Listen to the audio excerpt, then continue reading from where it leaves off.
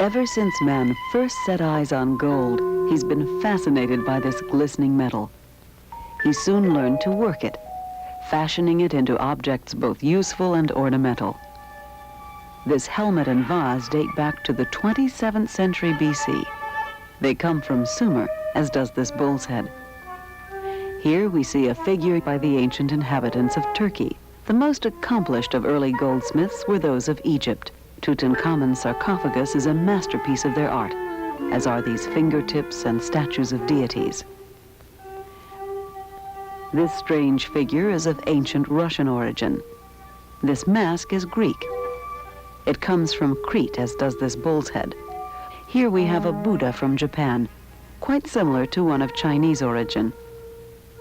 After serving ritual and ornamental purposes, gold was put to commercial use in the form of coins. During the 15th century, Byzantine and Italian painters adopted gold leaf as the background for religious scenes. In 18th century Cusco, it served a similar purpose. The lavish use of gold leaf in Spanish colonies is nowhere more evident than in the Jesuit church in Quito. Only the floor was left ungilded. Gold highlights polychromed images set on gilded altars in gold-encrusted niches.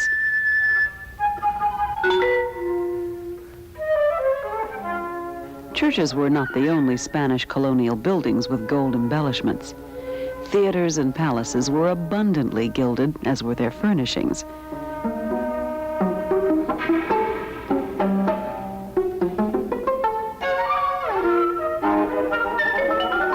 It is said that Simón Bolívar slept in this bed on a visit he made to Cusco. It is now in that city's museum. Today, gold is little used in art. Its appearance in Eduardo Ramírez Villamizar's mural for the Bank of Bogotá constitutes a rare exception.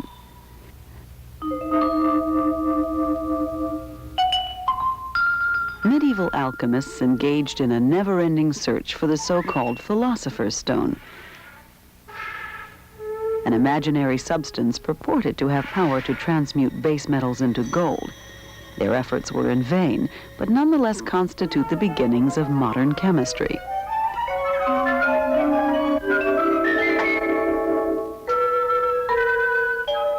On arriving in the New World, Columbus was surprised and delighted by the solid gold gifts bestowed on him by the natives. His immediate concern was to learn the source of the gold.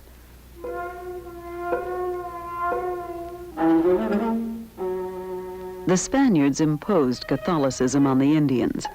Idols were destroyed in the name of Christianity. Jewelry, images, everything was melted down into bullion for shipping to Spain. When it arrived there, all sorts of legends arose about the land whence it came. Indian chiefs were said to be smeared with resin and then dusted with gold, turning them into living statues. Thereafter, they were taken to a sacred lake, where they were washed of this coating and stripped of their golden ornaments, which sank beneath the waters. The lake has been identified as one known as Guatavita, located in Colombia. All kinds of efforts have been made to recover the treasures that are supposed to lie in its depths. The story of El Dorado, the gilded man, spread throughout Europe, and pirates and adventurers of all nations began to invade America, seeking where he was to be found. Among the adventurers was Sir Walter Raleigh, who wrote a book about his unsuccessful attempt to reach the land of El Dorado.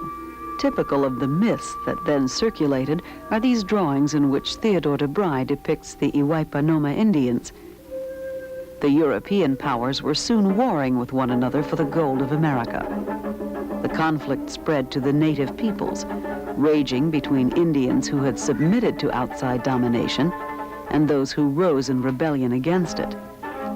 To satisfy the Spaniards' thirst for gold, the Indians poured molten gold into the conquistadors' mouths.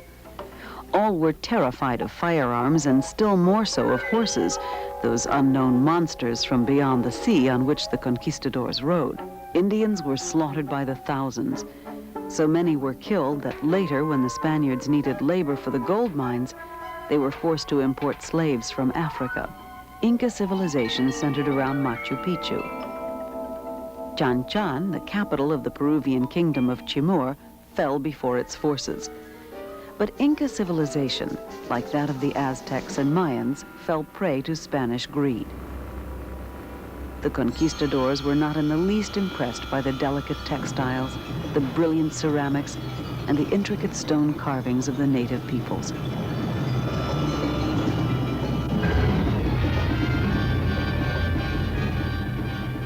These marvelous polychrome pieces were shattered to get at their gold ornamentation.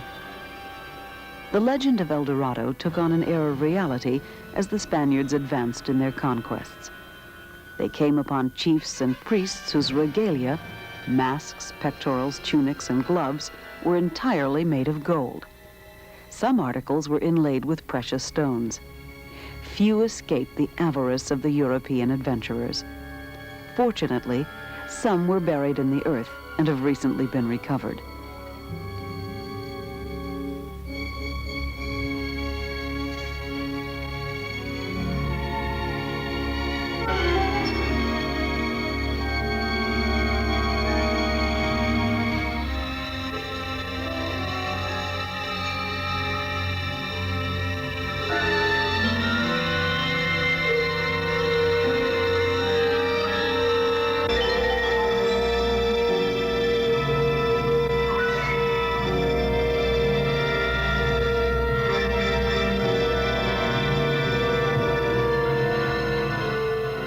Terracotta urns ornamented with gold were sometimes used for burials.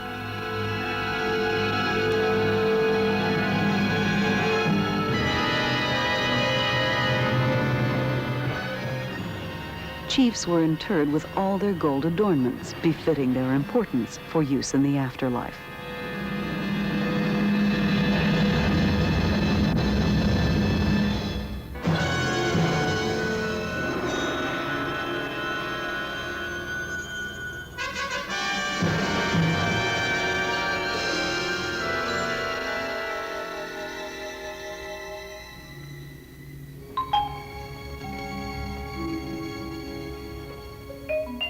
This tomb in Costa Rica gives a good idea of Central American burial practices. Costa Rica is particularly rich in tombs containing gold ornaments.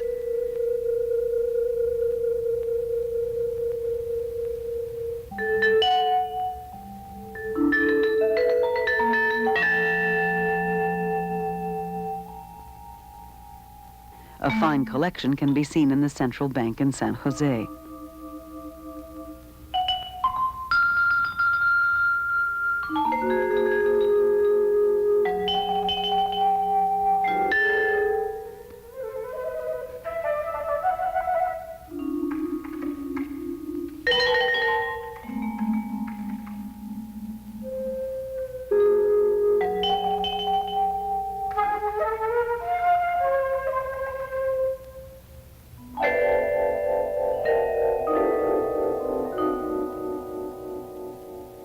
Central American goldsmiths were highly skilled in working the metal. Sheets were hammered into the thinness of paper. Extraordinary figurines of animals were made by the difficult lost wax method.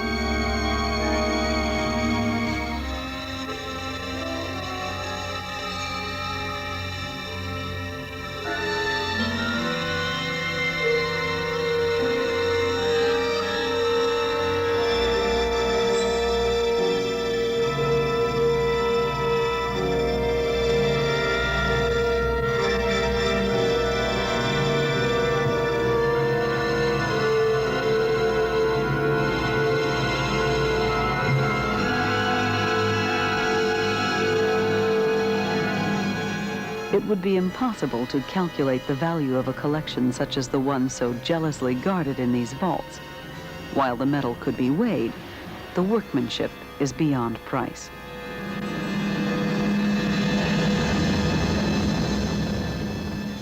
The most important of all collections of pre-Columbian gold objects is the one in the Gold Museum of the Bank of the Republic in Bogotá. Thousands of items of all sizes and shapes form a magnificent public display. This is where the real El Dorado of today lies. There were 6 main Indian civilizations in what is now Colombia. These examples of the Tairona culture, which flourished in the northern mountain region, have an exuberantly Baroque quality. The feather headdresses are reminiscent of Oriental art.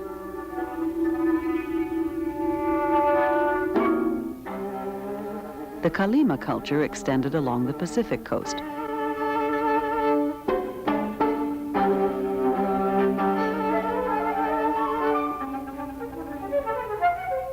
The Calimas were excellent goldsmiths, as one can observe from the elaborate repoussé decoration of these huge pectorals. Design was highly imaginative, and at times surprisingly modern in effect.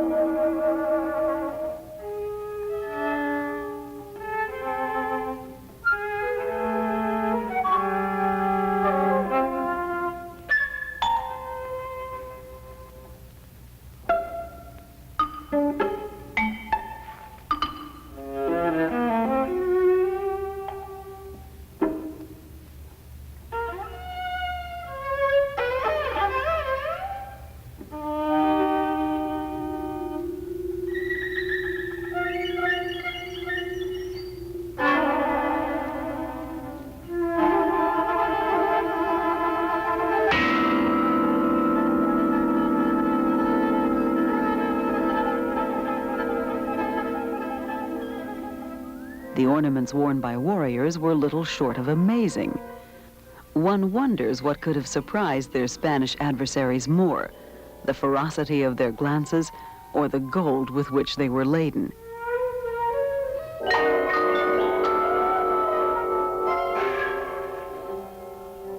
The Calimas also made remarkable hollowed-out figures, delicate receptacles of human or animal design.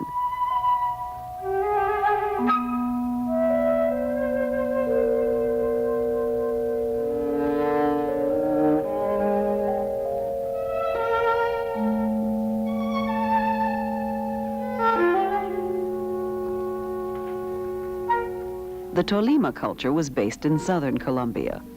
Gold was hammered into sheets out of which objects of simple design were cut. Frequently, the form was that of a bat.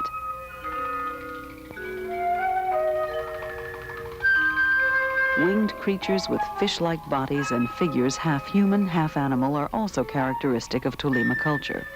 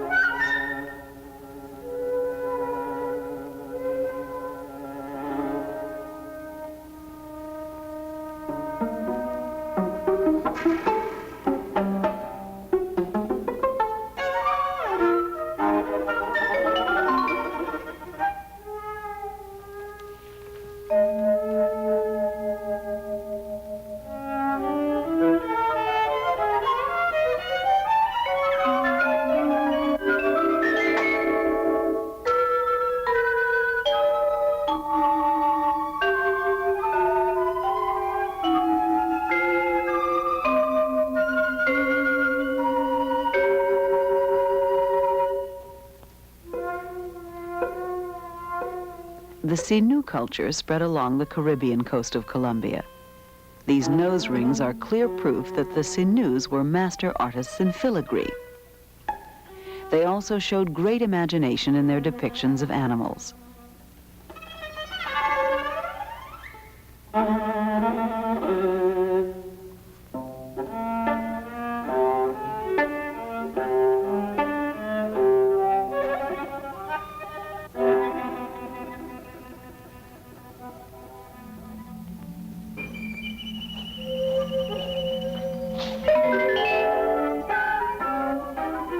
The Muisca or Chibcha culture flourished in the center of Colombia. Muisca technique, as evidenced in pectorals and other ornaments, was highly advanced. Modern-looking designs resemble those of the Calimas. Hanging discs gave life to this ornament, and here a row of little figures contrasts pleasingly with the abstract base on which they rest.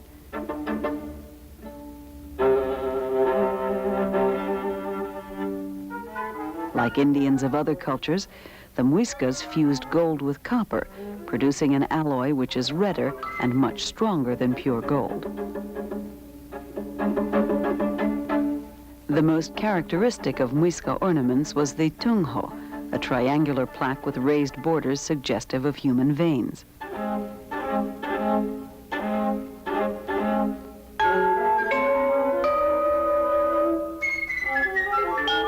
Some figures recall soldiers of the French Revolution. This one might be Napoleon himself. The delicate work of which the Muiscas were capable is evidenced by this filigree hammock. It took highly developed technique and imagination to produce these fragile figures.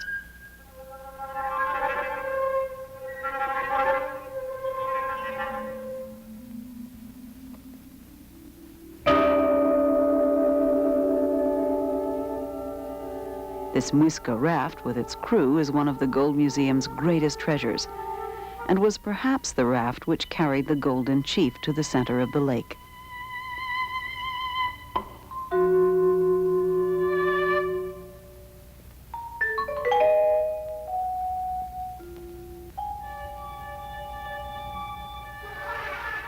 The Quimbaya style is completely different.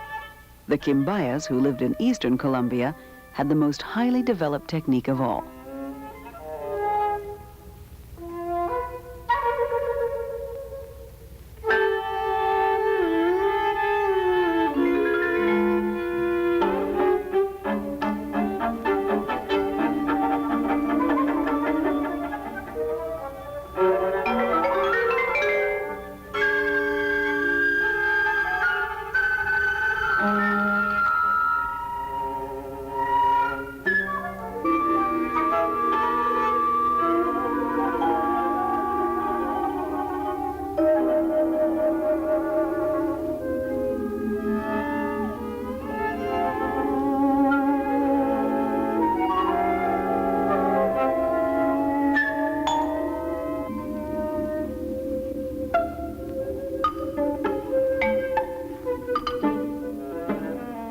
The Quimbayas were not craftsmen, but artists, true sculptors in gold. The simplicity and realism with which the human figure is captured in this piece recall classic art.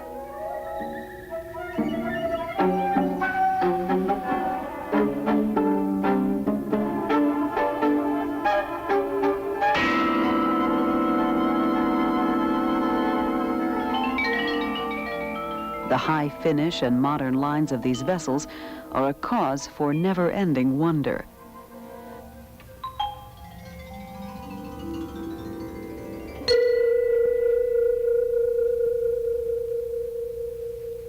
Thousands of gold objects still lie buried in the ground.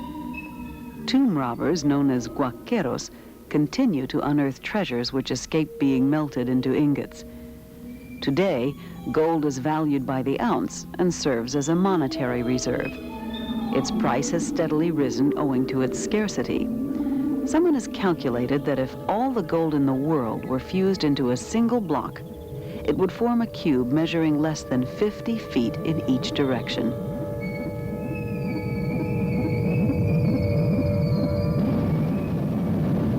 In the space age, new roles have been found for gold.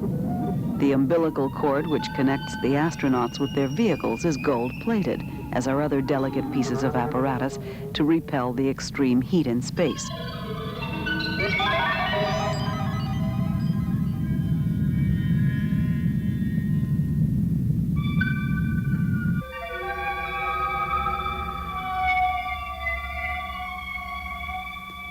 Gold accompanied man when he first set foot on the moon. The visors of the astronauts' helmets were impregnated with gold, for only that metal could be rendered sufficiently transparent to permit vision and at the same time resist the intense heat of the sun on the moon's surface. Gold is gold today as in the past, but man has a new conception of its uses. The satellites now circling the Earth bear little or no resemblance in shape to ancient idols, but they have as much need of gold as did the pre-Columbian deities. It's a necessary component of instruments for exploring our Earth and other planets.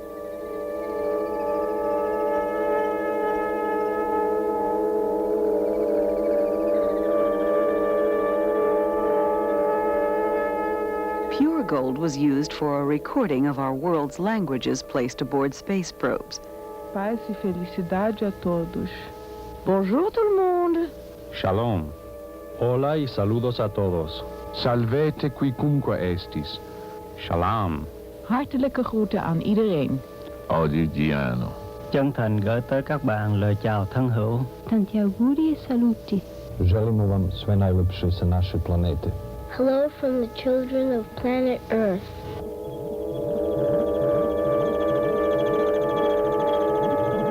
Pioneer 10 has already escaped from the solar system. It carries a gold plaque engraved with information about our planet. It may journey forever through the void. Someday, however, an extraterrestrial being may come upon one of these objects. If he does so, will he come to the conclusion that gold abounded on planet Earth? It might be the beginning of a new cosmic legend of El Dorado.